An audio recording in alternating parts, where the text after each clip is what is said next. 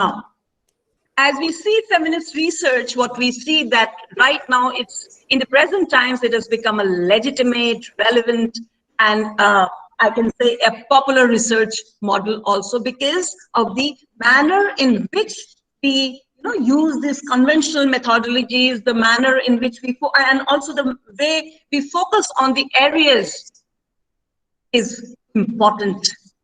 What is going to be a little different in your talk is that how feminist and anthropological, these two things are different. How is that as a field of study? How is that we bring these two approaches together? So for the participants, let me tell you, Professor J. Diana Falk, she's a cultural and applied anthropologist. She's also a social activist. Along with that, she has a wide range of areas in which she is working. Her research areas are sexual and gender diversity she has been working on. She has been working on social women movements, transnational feminism and activism, and many more. What was very interesting when I met her was I came to know that she is a film producer, also a documentary film producer, something, it's an emerging trend that's coming in, this research, we would like to say social science research or research per se. So I will not waste much time and I will directly request Professor Falk to kindly start her talk. Thank you. We welcome you once again, Professor Fox. Okay. Thank you. Thank you so much, everybody. It's a real pleasure to be here. I appreciate the opportunity to speak with you. Given the many activities that I'm involved in for the moment, I want to apologize that I don't have slides to share with you, but I was able to put together some words in a talk. So I'm going to be sharing a talk as if I'm sharing a paper at a conference. Let me just jump into it. I'm speaking to you today quite purposely from my kitchen table, since it is from the domestic spheres of confinement that many women's movements have been formed around kitchen tables, spaces that were considered the least likely venues of political organizing, until feminists very explicitly developed the political strategy of the personal being political. So what I'm going to do is share with you some of the thoughts that I have regarding the insights of feminist and feminist anthropological research. And then depending on time, I'll be able to speak to you about some of my projects and very specifically how I engaged some of the methodological and theoretical frameworks that I'm going to share with you right now. So part one, introduction. I will focus my comments on both feminist research methodology and the transformation of research into feminist projects, whether they are writing, film, or collaborative activist engagements in social movements, all of which have been the results of my own work, some of which I will share, as I mentioned, and offer insights into the perspectives, processes, and outcomes of my work, positioning myself in relation to the examples of what I have achieved if I have some time. Doing so, positioning myself, reflects one of the most critical aspects of feminist thought, the value of, let me just pause and ask for those of you who have your mic on just to silence your mic so we don't get a lot of background noise. Participants, kindly silence your mics.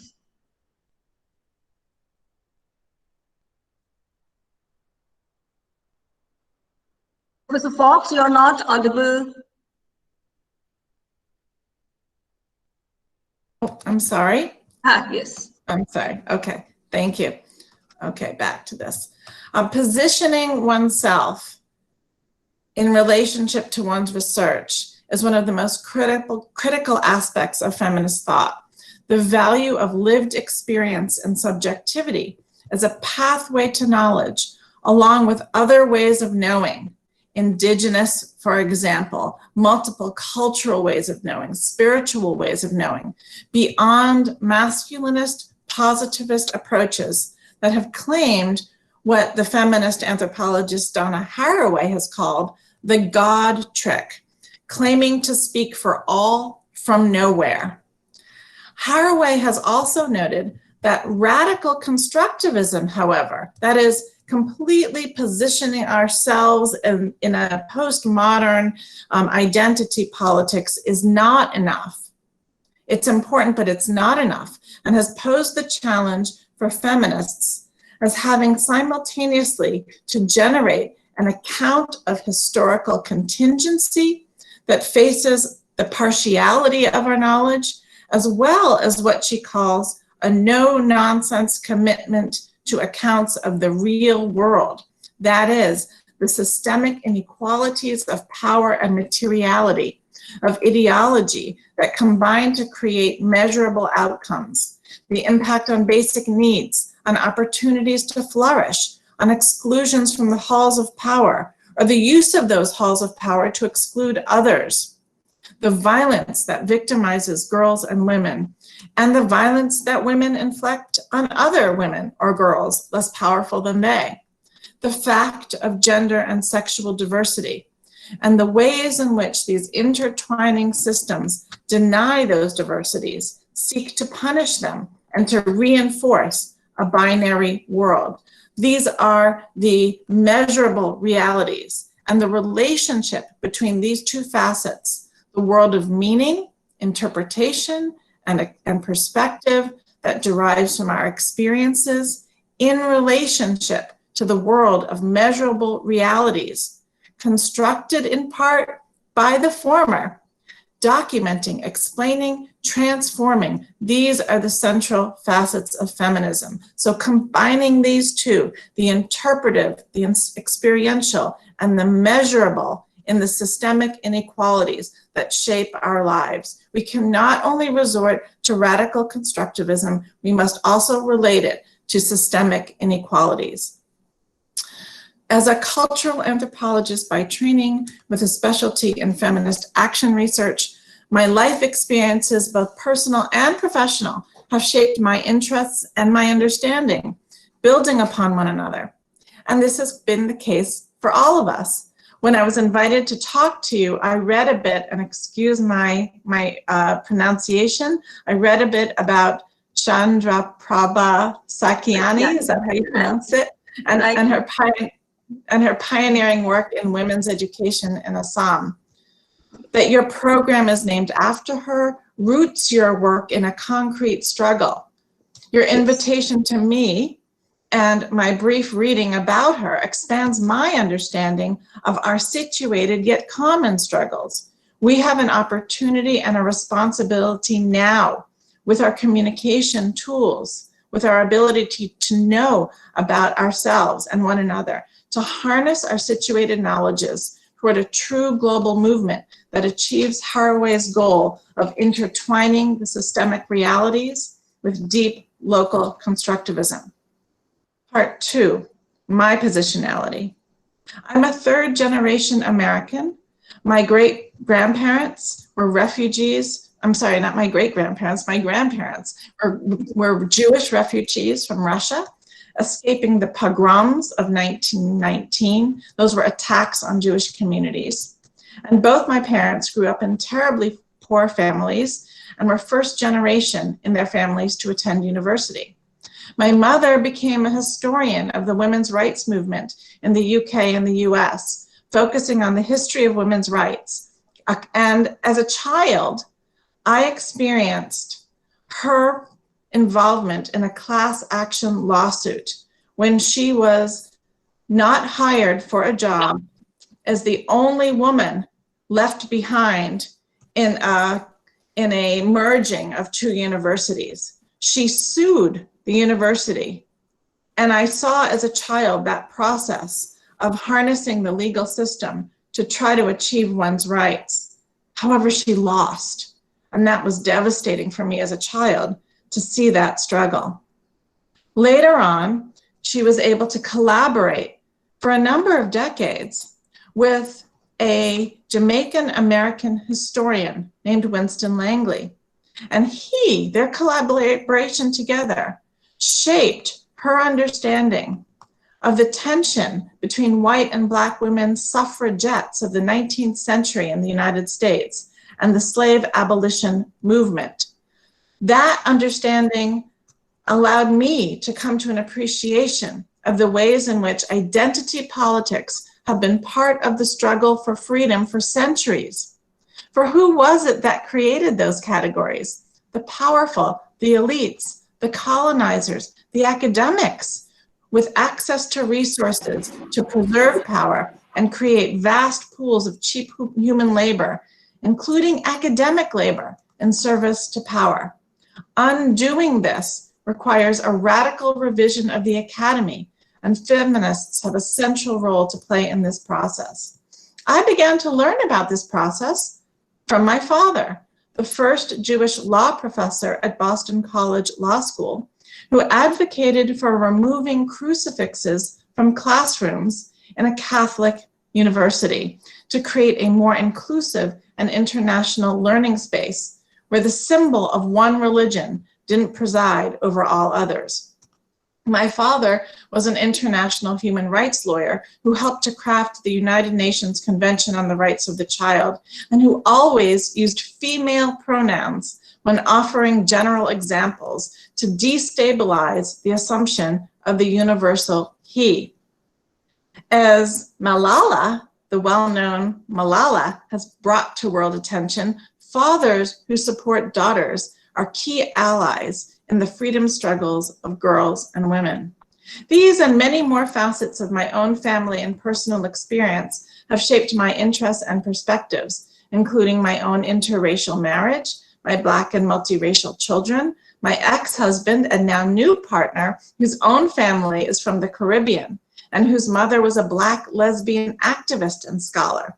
I share all this with you because positionality is not only what shapes the researcher, but the researched. And positionality is a web of threads, woven and tangled and sometimes in tension, often shaping our deepest impulses, goals, and desires. Recognizing this as a foundational complexity is key to feminist research because it demands that we are self-reflexive in exploring how our own positionalities shape our assumptions, beliefs, and values, which enter into our research topics and processes, and how they affect those whom we work with. Part 3.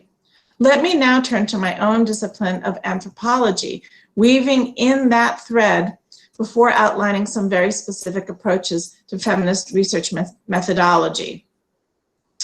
Anthropology began, as many of you may know, as a discipline that colluded in colonialism. The earliest Western anthropologists were part of the British, French, and American empires in the late 1880s, and while there has been a healthy tradition of dissenting voices since the early 20th century, the central thrust of the discipline was to reinforce colonial imperial hegemony through both the legitimating theories of racial and cultural hierarchies known as unilineal or cultural evolution, and later through reifying theories of functionalism and the reductive theory of structuralism. All were frameworks that sought explanation through totalizing and universalizing claims. Since the 1970s, anthropology has been engaged in both the process of decolonizing itself and challenging its own androcentrism, its male-centeredness, its Western-dominated theories and methodologies. I was trained in the 1980s in the midst of this process, and contributing to the dismantling of Western, white, and male-dominated perspectives of my discipline while mining the cracks of dissent, not forgetting the voices that pushed early on to remind us that counter-hegemony, critical thought, and recognition of multiple ways of knowing is not only the product of the present.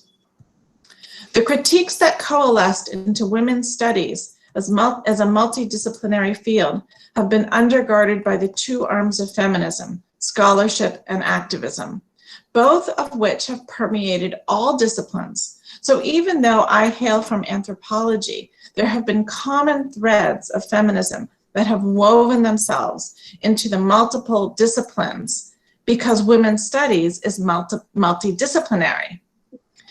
Feminist critiques, theories, methodologies, and the products of those processes, as previously mentioned, various forms of writing, from scholarly articles, essays, prose, poetry, and more recently, zines and blogs, to film and its contemporary offshoots, vlogs, video logs, as well as activist projects, have incorporated both arms of feminism, scholarship and activism. Change through the process of the creations of feminist research. For me, a central goal has been to help undo the mistrust that generations sowed before me as a decolonizing anthropologist. How is it possible to do this from a positionality in the West as a middle-class white Jewish woman academic with all this privilege? And how have others across their own privilege in their own societies worked to build trusting relationships with those whose lives become their livelihood through their research and scholar activism? For me, the solution, and the solution for many feminist anthropologists, has been partnership and collaboration with social movement actors, community leaders in their own societies. So building alliances with community leaders who are already underway in bringing about change in their own societies has been my pathway. I'd like to reflect a bit in this next part on partnership in an abbreviated story of what I have sought to chart as a pathway for moral collaboration, one that weaves the scholarly, the activist, and the personal, as I've outlined above. The work begins with a question: what does it mean to be a true partner? Prior to the 1980s, anthropologists generally referred to the people they researched as informants. This implies that knowledge is somewhat secretive and also moves in one direction from research subjects to the researcher. But in an effort to challenge a problematic history, to remake the discipline, many anthropologists, in particular feminist anthropologists from previously colonizing societies, have sought to transform their roles into collaborators and partners by placing community goals for liberation at the center of our work. The African scholar Nkiru Nzegwa has defined the concept of partnership in the following way, and I quote, "The term partner defines a relationship in which two or more groups of people who may occupy different sociocultural classes have chosen to work collaboratively in a communal effort to attain a common goal. Central to this idea and relationship is the presumption of equality. Even though their tasks and responsibilities may differ, partners choose to come together for either short or long-term objectives. Being partners, they cooperatively work toward that common goal. Participants in such ventures or alliances must have mutual respect for each other, even though they may not agree on everything." What does it mean in feminist research to have mutual respect? For the researcher, it means to first acknowledge the complexity of one's collaborators' own positionalities, their multiple roles and identities, and the legitimation of their own knowledges. This means that feminist research requires the situating of knowledge systems and the realities they produce.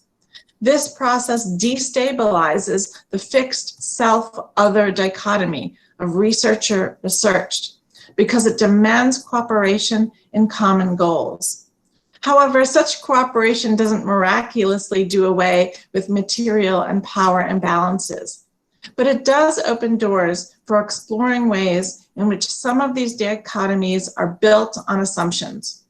For example, when I share with those I partner with that my current relative material well-being has not always been a constant, but that I once counted pennies, that I was poor, I lived in a trailer with my husband and 3 sons, relying on government support, even as a graduate student, because I married unconventionally, outside my socioeconomic class of origin, outside my religion, outside my ethnic, socially constructed racial group. I tell a story. I begin my research by making myself vulnerable, telling a story of my own life, sharing my pathway, and that becomes the opening for building collaborative relationships of trust. So that's the theoretical framework that I've laid out for you. And now if there's some time, I have an opportunity to share some of my own projects. Is there a little bit of time left before I take questions? Yes. Okay. Yes. Okay, great. So let's see. Let me begin. There's a number of them. Let me begin. You referenced that I have produced some documentaries, and I can share the links with you as long as they're not posted on social media, if you are interested in seeing them. I began my training in the Caribbean, in Jamaica, and then later in Trinidad and Tobago. And in Trinidad, I had a Fulbright fellowship where I taught at the University of the West Indies. And I was working on a research project called Gender, Women, and Water, trying to understand how men and women used and managed water differently, and what knowledge women brought to their management of water systems. Through that research project, I met a very powerful organizer, a woman named Akila Jaramogi, who herself began a non-governmental organization, who was known as one of the first women foresters, professional foresters in Trinidad. And she created this project called the Fonza Man's Community Reforestation Project. I met her at a conference and she invited me to visit the project. The project transformed a community into an NGO and created green jobs for workers, from people from the community, to learn about regenerating a forest and sustaining a forest. I visited the community and I fell in love with it. And that started a 15-year collaboration that I'm still involved with, and a film that I produced. When I proposed to Akila that I wanted to create a film of the community, because this is a community that is situated about 15 minutes from 15 minutes walking from the capital of Port of Spain in Trinidad. And one walks into this community and suddenly you're outside the city in this beautiful forested hillside. And this hillside used to be deforested. It was degraded. There were forest fires burning. And it is situated in the foothills of a very important watershed and mountain range that protects the water and the forests for the rest of the island. So I approached Akila asking her if she would want a film made about her community. And even though I had known her for a number of years, researching the community and working with her on trying to gain funds for the NGO and the like, when I suggested a film, the first thing she said to me is, how do I know that you're not just going to take this footage and run off with it and build your career on my film, on my community? How can I trust you? And then I realized that after working with her for 3 or 4 years already, the relationship of trust was not yet fully cemented. So I promised her that this film would be made with her goals in mind and the community goals in mind. What story did she and the community want to tell that they could then share with others about turning a community into a non-governmental organization, having women as the leaders of a community, forging careers in forestry, which is not a women-dominated field, and bringing about a transformation to the environment through cultural knowledge systems of managing the forest. What story did she want to tell? So we got the community together, we conducted interviews, I had a team, And that led to the creation of the film, which is now used as part of their advocacy work. It has twin goals. It's a reflection of the partnership. I use it in my teaching. I use it to help raise funds as a member of the board of her organization for the community. And she uses it, as do others in the community, as a model to teach what the community has achieved so that others can start to do the same. The second film that I worked on with the same film team, a camera woman and an editor, it's an all-women film team. And I believe you saw this, Madhurima, in Bangkok. Correct me if I'm wrong. Yeah, I'm not sure. This is a film about the LGBT movement in Jamaica. And here, the collaboration and partnership was with an LGBT human rights organization. I had conducted fieldwork in Jamaica since my graduate years. When I was 23, I started. That's over 30 years ago.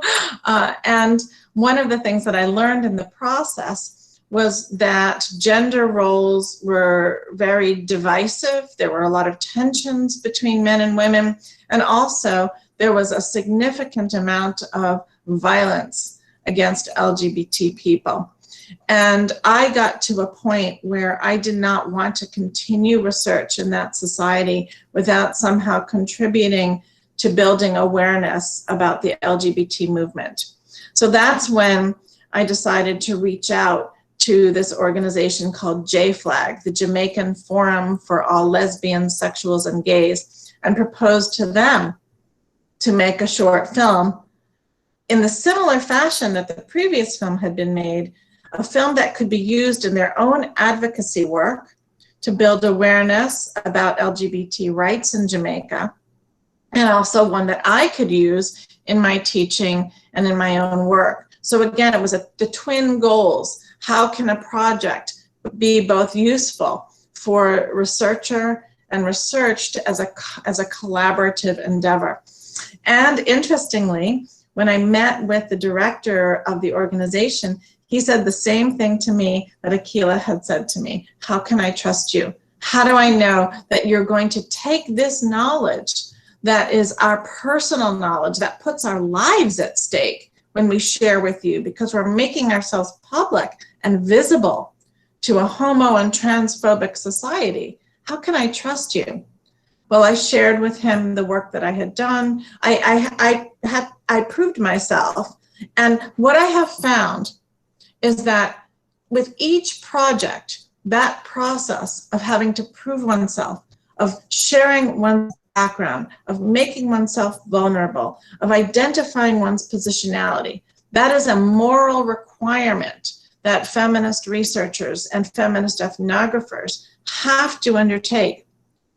There's no way that the people in the organization in Jamaica would have any understanding of who I was or what my commitments were. So it is incumbent upon me each time to renew this partnership and to establish the foundations of my own value system. So having undergone that process and sharing a bit about myself, I then came to Jamaica with the film crew to film the second Pride celebration that Jamaica has ever held, and to tell stories, not just stories of suffering, not just stories of victimization.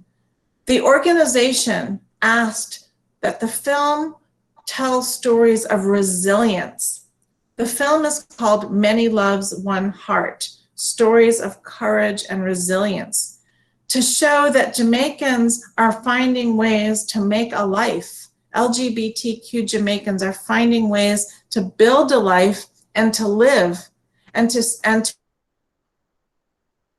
an achievement in spite of the climate in which they live. And many Jamaicans seek asylum, at least they did before the Trump administration. He has ruined that, unfortunately. Hopefully that will change. But many Jamaicans, many LGBTQ Caribbean people have sought asylum in the United States to live freely their sexual diversity. And J-Flag wanted an alternative story told, not a story about people leaving Jamaica, but a story of people staying in Jamaica and fighting. So the first film is a collaboration with a women's, environmental, Black power, social movements that are intersectional. The second is a collaboration with an LGBT movement and an human rights movement. And I, as the feminist anthropologist, found a way to enter into those movements by starting with my own positionality and then developing an idea of what the collaboration should look like, and then being true to that collaboration over a period of time. Those are two examples. I can tell more, I can open questions. How would you like to proceed? Yes. So participants, would you like to, do you have questions you would like to ask at this hour, Professor Fox?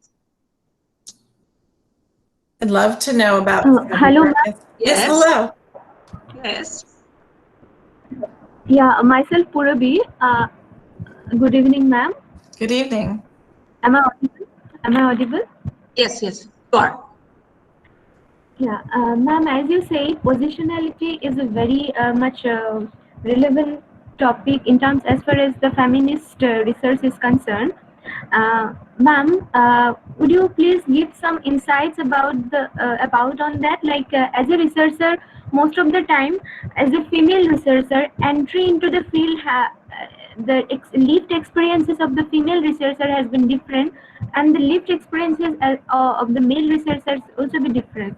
So, as a female researcher, when we enter into the field, we have to face certain challenges. Like trust is one of the important that you have just now mentioned, that community trust and the researcher, the goal, community goal and the researcher goal, like that. So ma'am, that epistemological of the epistemological meaning of such context, the positionality, if you give your a little bit insights, it would be very helpful for us. Yes, yes, absolutely. There are many. I've just shared a very little bit about positionality, but there are many ways that it has an impact. Historically, I'll start historically in anthropology and then share a little bit from there. Who we are shapes who we have access to in a community. So given that the majority of anthropologists in the early years were from colonial societies of Great Britain and France and the United States, traveling to former colonies, those men predominantly had access to other men. And while some of them were able to interview women, very few interviewed women. They spoke to men about the men's perspective of their own societies. They gathered data from predominantly more powerful men, but not exclusively. And what they learned about women was from the perspective of men. I always ask my students, particularly my women students, if somebody asked their brothers or their fathers or their uncles to describe their lives to them, would they give a description that accurately reflects their own identities, their own values and goals and thoughts? Maybe a little bit, or maybe not. But the epistemology of identity is critical, not only in terms of whom we have access to, but the kind of questions that we ask. So our own life experiences, our own exposure to various theories, all these things come together in shaping the question, the research question. What are we interested in? What do we want to know and why? And therefore, the knowledge that we create is a reflection of that. When I first went to Jamaica, I was, as I said, 23. I was a single woman. I was a graduate student. And over the years, I was able to explore how my own changing positionality affected my access to knowledge. Later, I returned with my baby daughter, and that affected my access to knowledge. because the community wanted to regulate when I would go out in the day, with whom I would talk. But it also gave me access to talking to other mothers of young children in ways that I didn't previously have access to, because they identified with me. And throughout my life, as my daughter has traveled with me quite a bit, I've taken her along with me. And so that has positioned me as a mother as well as a professor. And then over time, I built kin relationships with my research communities. So the kin relationships established responsibilities, obligations. It would shape what I had to do for the family, and therefore limited and shaped my my fieldwork experience. So over the course of my life, and now my children are adults, and I'm a more established, and so that too affects how people perceive me. So when we go into communities, again, knowledge is not unidirectional. We are perceived by others, and how we fit into the social structure, the cultural belief systems and values of the society that we're collaborating with is very critical in terms of shaping our access, the questions, and the outcomes of our research. I hope that helps a bit. Thank you, Purabhi. Are you satisfied? Hello? Thank you, ma'am. Yeah. Thank you, ma'am. Thank you so much. So we can Let me say one more thing. Let me say one more thing about this.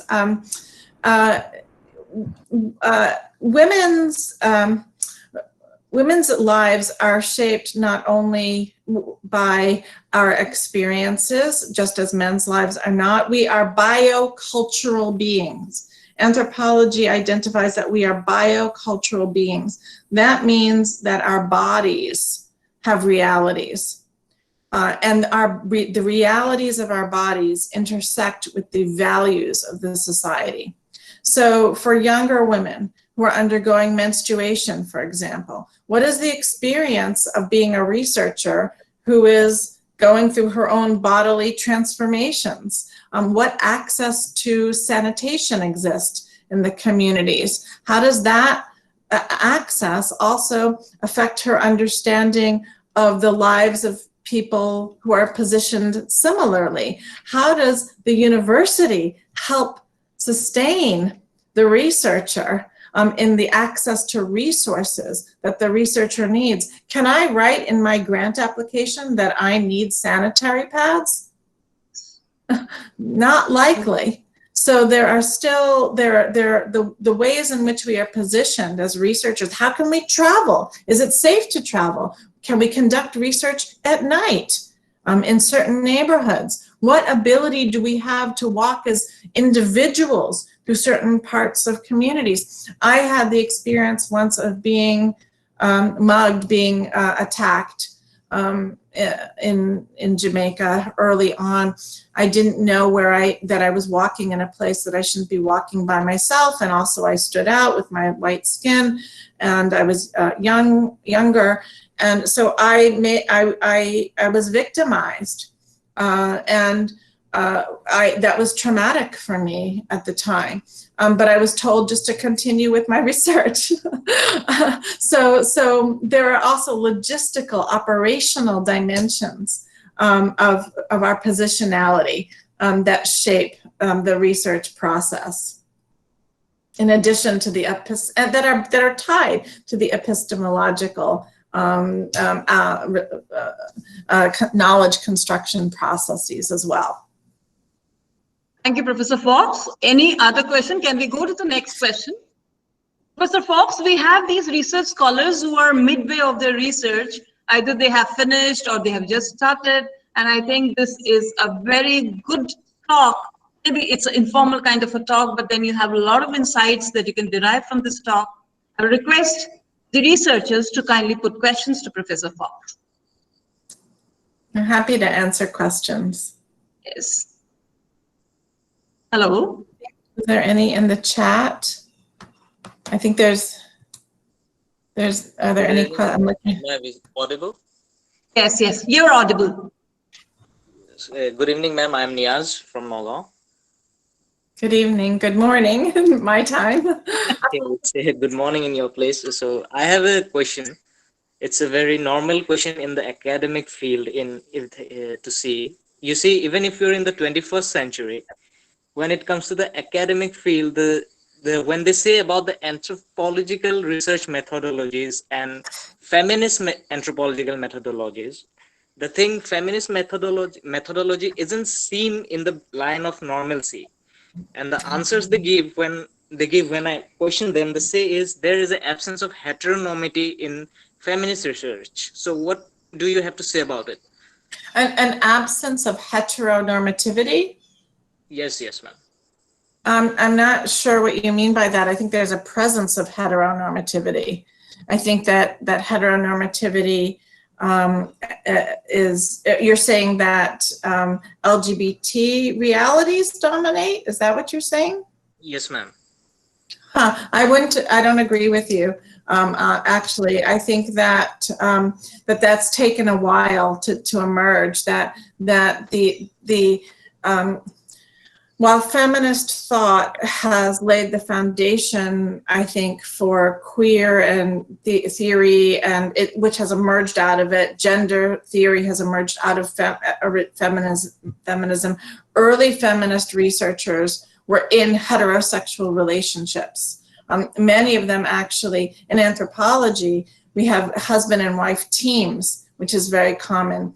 And women, feminist researchers, were in the field with their husbands. And that's an interesting epistemological reflection as well, since women often ended up doing research either as assistants to their husbands or in certain gendered aspects of the work that their husbands were not working on. Over time, the LGBT perspectives have shaped feminist anthropology. So, for example, in the United States, among Native American groups, there is a third and fourth genders called two-spirits, which are similar in some ways to the positionality of hijras in India. They are not man, not woman, and they occupy particular spiritual and gender roles. And awareness of hijras happened really early for American anthropologists in the late 1800s, in fact. But their realities, their worldviews were marginalized due to the impact of Christian thinking that was dominant at the time. So it's been a slow process in feminist anthropology, at least in the Western world, of collaboration between queer theorists and gender diverse theorists. It is happening now, and I was able to draw from it in my own work in Jamaica. But these are fields, within the academy as well, if you look at syllabi, feminist anthropological syllabi about writing or doing ethnography, you do not find LGBTQ perspectives central. They're still some, unfortunately, marginalized, although again, that is changing. It is incumbent upon us, I think, as feminist researchers, and when I say feminist researchers, I'm including all genders who claim feminism. I mean, that's one of the reasons I mentioned my father earlier on. He was a feminist. He had no difficulty calling himself a feminist. My current partner, a man, is a feminist. And it's very important for men to be able to claim that. But it's incumbent for us as feminist researchers to acknowledge the reality, going back to Donna Haraway, the reality of multiple genders and multiple sexualities, and for that to trouble and make difficult and challenging our assumptions of any kind of binary. Yes. Sure, Yes. ma'am. Thank you. Okay. We can go to the next question. Yes, ma'am. May I ask my question? Yes, yes. Yes. Just tell your name. Gaurav Singh from Kolkata. Hello. Yes, good morning, ma'am. The session was quite inspiring and it was really a pleasure listening to you. Thank you. I have two questions.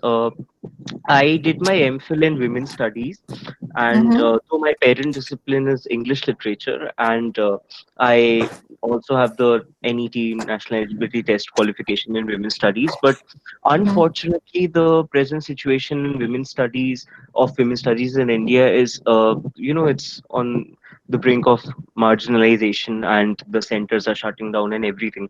So, as a researcher, feminist researcher, and everything, I had to go back to literature, and now I'm planning to pursue a PhD in literature on lines of feminism. So Mm-hmm. I'm also presently working as an English faculty in one of the colleges in Kolkata. So this is a really unfortunate situation. So I would like you to comment on this situation. How do we cope up with this, the erasure, marginalization of gender studies, women's studies, and especially in the Indian context, but I know it's applicable overall in the global context as well. And Mm-hmm. apart from that, the second question is, since you were talking about positionality based on research, feminist research methodology. So again, in the Indian context, it becomes somewhat difficult to mention one's queer position in their own research work. So how do we cope up with this? Because there is widespread queer phobia, homophobia regarding queer folks, LGBTQI. So how do we cope up with this? And just a request, please kindly share the links of your documentaries because we would love to watch them. Thank you so much. Thank you. Those are some very important and interesting questions. And I think that your approach to pursuing a feminist angle through literature is an important approach. What it does, and this is an interesting tension. I'll just backstep a little bit. The creation of women's studies and women and gender studies, and now women, gender, and sexuality studies programs is both an important achievement, but also in some ways potentially a step in a longer term process, depending on your vision of things, about the mainstreaming and integrating of these perspectives across the academy. In some ways, you might look at this as an opportunity. You might turn this marginalization into an opportunity to infiltrate the various disciplines and programs with feminist and queer research as a way of pushing back. If monies are not being allocated to the creation of specific departments, to the granting of PhDs, for research, for the hiring of faculty in those positions, the approach, as with all activism, has to be multi-pronged. I would not simply just accept the condition, because I don't believe that we're in a state where we can say that these perspectives, the theories, and the methodologies have permeated other disciplines to such an extent that these departments are no longer necessary. They are still necessary. They still raise important perspectives. So at the same time that they are diminishing, there has to be pushback. There has to be advocacy. Now, I know under the current Modi regime, as similarly to the Trump regime, when you have an authoritarian, dictatorial, patriarchal, fascist, neo-fascist government that is sort of waging war on the diversity of its people, it is a very difficult environment to advocate for the need for these programs and to reinfuse them with funding. But one way to do it is to recognize, I think, the importance of transnationalism and that we're having a transnational conversation now. Make use of whatever kinds of granting opportunities exist, whether it's a Fulbright, an overseas Fulbright, whether it's seeking funding for in a collaborative way with an organization overseas to infuse funding into your local university. And at the same, that's one strategy. Another strategy is to keep pushing at the local level. Find allies in local government who can be responsive.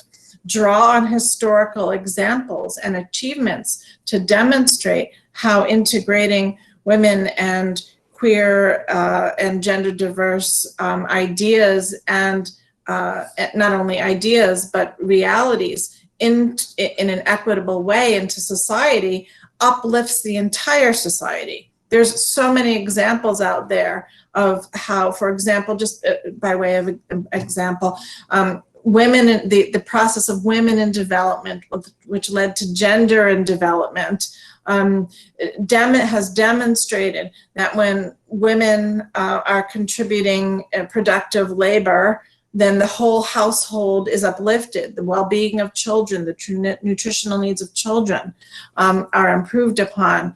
And so drawing on the research that's been done by way of levying an argument and tapping into those in local government who can support, whether it's local organizations or branches within the university, while simultaneously seeking funds overseas, and third, bringing those perspectives into the departments that already exist, as a three-pronged approach to a three-pronged response to the problem that's occurring. I know in the United States there's been testimony and testifying before local governments in order to advocate for funding for these programs.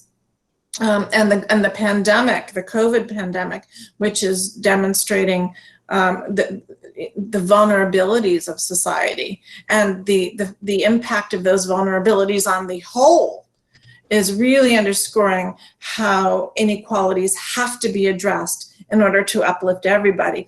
Appealing to people in power by saying that they are going to suffer if they don't pay attention to others is one strategy to do that. So I hope that answers your first question a little bit. The second question is also a challenge. I mean, all of this, all kinds of activism for social change requires some risk. And people have to determine on their own what kind of risk they're willing to take. Those who have laid the foundations for us today took significant risks. People have gone on hunger strikes. They've chained themselves to buildings. They've put their bodies at risk. That is not something that I would ask anybody to do. We all have to determine our own level of risk. One has to think through, what risk is one taking if one identifies oneself as queer in positionality in one's own writing? What are the possible outcomes? Is it also possible to build over time a community of collegial support for this openness, citing all those who have come before you, so that you are positioning yourself in relationship to a community of scholars? Because there was just a huge conference, a web conference in India about the LGBT rights movement. I wasn't able to participate too much in it because of the time differences, but they're building alliances across universities, finding out who's doing what, connecting the university with the advocacy groups, with the human rights movements, so that you have a support base if you choose to, or you or anybody, not assuming anybody's identity, but anybody who chooses to come forward and position their sexuality. There are ways to cushion the risk if you spend some time building up your community of support and locating yourself within that community. That's what I would suggest. Okay. Thank you Gaurav, so is it much. all right? Okay, Yes, okay. So thank you thank so you, much Gaurav, for your for question. and We thank can you. go to the next question. It's already past 8:30. Ma'am, I Yeah. have one question. Okay, okay. Just tell your name. Good evening, ma'am. My Yes. name is Ankit Shah, and I am pursuing MA in English at Tezpur Central University. So, Okay. as we often see, the birth of a son always is to be feasted upon, and it is a common belief that a daughter always spells misery. She is to be married off with a dowry, and she is to be educated to qualify as a desirable bride. So, how we can deconstruct these ideas? How to destroy the idea of the other that women are always associated with? We find that women are always considered to be negative. How to deconstruct these patriarchal motives, and uh, this is my question: how to destroy this concept of other? It's the That's a most huge difficult question question. that you have put, How do I change the world? Yes. Well, well, I, this is again, positionality comes into play here. One has to think about one's spheres of influence, and you can start very locally. I mean, again, I think social change takes place from multiple angles at multiple levels over time. For you yourself, how are you positioned within your family, within your community, with your friends, in any kind of religious organization? How can you start to explain and take a stand and behave differently? That's the beginning. When we hear people, for example, in the United States right now, we're having huge conversations about race, as you may be aware of, with the social protests and the Black Lives Matters movement. And I know that in India and also in Nepal, this has spilled over into a Dalit Lives Matter movement, which is fantastic. But when you're in a situation where people are saying things that are not true, whether they're making jokes about people, whether they are at their expense, whether they are citing examples of people's behavior that they think reflects a whole group of people. There are always ways to intervene. So at the very lowest level of our own interpersonal lives, we start by taking these steps. And it takes courage to do so, to not just listen and reinforce the dominant ideologies, but to struggle against them personally. Again, we have to think, what is the risk of doing that? Do we always do it? Do we do it at certain times? And then again, within our community groups, India is such an active country. There are so many organizations, so many Southern-based NGOs, etc. How do you build alliances? Building alliances is key, right? So building alliances with your friend group, working with the NGOs in your community, with local community-based organizations, with teachers. Education is central, starting with the education of boys as well. Socialization of boys, and including boys in housework, children's stories, educational texts, examining the gender-based assumptions and the value systems of gender that permeate educational systems, and unpacking them, dismantling them, changing the relations and labor of work in your household. All of these are not easy to do, but they have to start. Because as these boys grow up, and as girls who have internalized their own oppression and their own limited roles grow, they have to be challenged from a very early age. Having discussions in the household and reflections, all of those are processes. And then, of course, from at the upper level, at the level of the law, holding the law accountable. There have been significant legal developments in India that have given opportunities for protections, but they're not being necessarily enforced. That's the case in many places.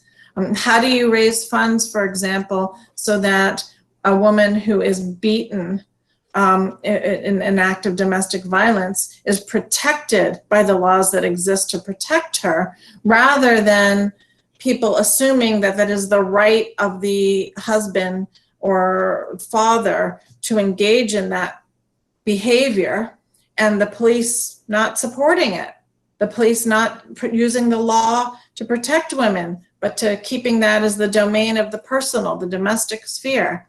So education across has to happen at multiple levels, starting with one's own household, and also one has to take a stand and start to transform conversations locally and advocate for implementation of existing laws. Ankit? That's what Yes, ma'am. Thank you so much. Okay. We can go to Pooja Borgohain. You have a question, and we can have many more questions. We have to have a different, on a separate day, we will have one more question hour. We can have Pooja's question. Pooja Borgohain, you can have your question. Yes. I think that. Your mic is on mute. Pooja, your mic is on mute. Pooja, are you there? We can go to the next question. We can have two more questions, and then we come to the end of the session, and then we can have, another session some other day. So which will be a question hour for, as I can see that there is a whole lot of, enthusiasm among the researchers, and they want to talk to Professor Fox, and they want to solve their problems. This is very good. You could see your. Hello. Yes, Pooja, are you there? Yes, ma'am. Sorry, Yes. I was disconnected. Oh, okay. You can have your question. Yes, it's an honor to be a part of this program. Yes. And my question is, if you look back to the history and culture of India, in the Vedic period, the women were treated like they were equal to men. And even we see in the Chandragupta Maurya's period, they were in the army as well.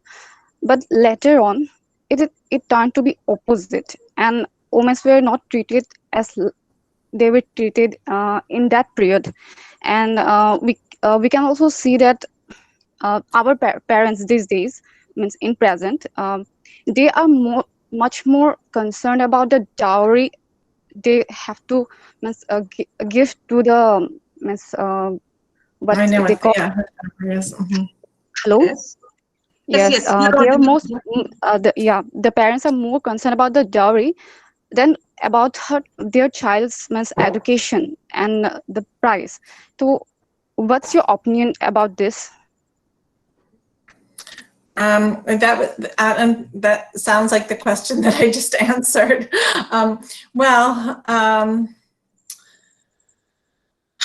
I think that parents who are supporting a marriage of their daughters before their education are operating under a set of assumptions. And I think that probably on some level, it's not just that they want to limit the lives of their daughters, but they're concerned about their daughters' futures. And so I think that when people support what we might consider regressive or conservative or archaic ways of thinking and doing, it's not necessarily out of malevolence. It's out of a limited understanding and maybe even an actual, a real concern about opportunities and futures. So I think that part of the process of change involves reassurance of the pathways forward through alternative strategies. And it also requires, as somebody earlier pointed out, a recognition that women have, girls and women have intellectual capacities and desires and goals as boys and men do. And that is a process that, again, often takes some risk and challenge for change. This kind of change doesn't come easily. I'm thinking, I spent my sabbatical last year in Nepal studying a women's art movement. And women artists are using their art to raise awareness and consciousness about child marriage, about the caste system, and the like. And in Nepal, historically, women were not artists. It was a particular caste of men, for example, and art was considered decorative, or stories from mythology, which actually reinforced some of the very conservative views of women. So when women started to become artists and use art for social and political purposes, they started to communicate new messages that started to permeate society and open conversations. And that's one of the ways in which some of the changes have occurred. One of the artists that I interviewed, she is married to a man who is also an artist, and it's an out-of-caste marriage. And this is very unusual. It took years for her parents to come around and accept the marriage. She was excluded she and her husband were excluded from their community, but it was, for them, they took that risk. So building awareness through, not just through the academy, through art, through drama, exposing people to new ideas, and taking the risk of being the change that you want to see in the world, living the change that you want to see in the world, however you can do that, is a beginning in that process. And once again, educate yourself about the groups that are out there that are advocating for these changes already. We don't have to reinvent the wheel. There are people out there already trying to work against this, and align yourself. See what kind of roles you can take to help move the process along. And ma'am, hello? Yes, Hello. yes. Yes. And ma'am, what about to do about the remote areas? Like in those areas, we have heard about rumors, some like Daini Hatya, like it's Witch in hunting, English, witch hunting. yeah, it's English, it's called like witch hunting. And they used to do this kind of things. And in present period also, these things are happening in our areas, and mostly in the remote areas too. What our steps would be to do to stop those things? Witchcraft accusations are on the rise globally in many places, and they're often a symptom of deep inequality. They're often a way of reinforcing the status quo, and punishing people who step outside that status quo. I think that, again, organizational advocacy is really one of the only pathways forward. Organizations that go into communities and talk with people and have community meetings, and hear about people's concerns and suggest alternative ways of dealing with them. If people don't have alternatives or other explanations for their problems, then they resort to the same set of solutions and the same practices. So these are huge problems that you're asking about, and I appreciate that you're asking me. I mean, I obviously don't have solutions to all the problems, but I believe very strongly in multiple level action, in individuals taking change in their own lives, and in socialization change of boys, of men being outspoken in support of those, and of collaboration across different sectors of society. Pooja, it's all right?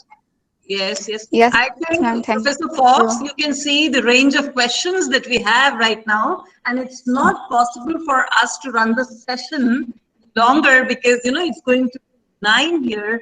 I think we need to, if Professor Fox, she agrees, we will have yet another session some time later where these research scholars can come and they can pose their questions and you will get your answers. But I would like to, the assurance from Professor Fox that she will readily agree to come for yet another session and be with us, because I understand my participants that this is too ambitious, isn't it? But that you learn that what kind of projects are being, done outside. And the way things have been done, it's not only, doing gender studies and women's studies inside a classroom. What Professor Fox has been talking about is a totally different world, including positionality. And see the way she has developed. She's not a feminist, she's not a born feminist. You know how from a normal human being, how she has turned into so, not only a feminist, not only an anthropologist. This is something very important. And this is the new knowledge. I think what is important right now, my dear participants, is that we have this new knowledge, maybe produced from the feminist methodologies, that will be a link to the advocacy, to activism, to human rights, and what is most important is social justice. It's there. So I think I'm very sorry that we have to end this session. Professor Fox, I don't know how I'm going to say. I'm to offer my gratitude, and from my participants also, we are very thankful that you confirmed and that you're here, and it was so interesting listening to you. Thank you. Thank you so much. Thank you for inviting me. It was a pleasure to speak with all of you. I'd be happy at some point to have just a Q&A session. Yes. We can go from there. We will plan it. Okay. Thank you. Thank you so much. Thank you. Okay. Have a good night, everybody. Good night. Okay. Bye-bye. Okay. Bye-bye. Let's see. Do I turn this screen?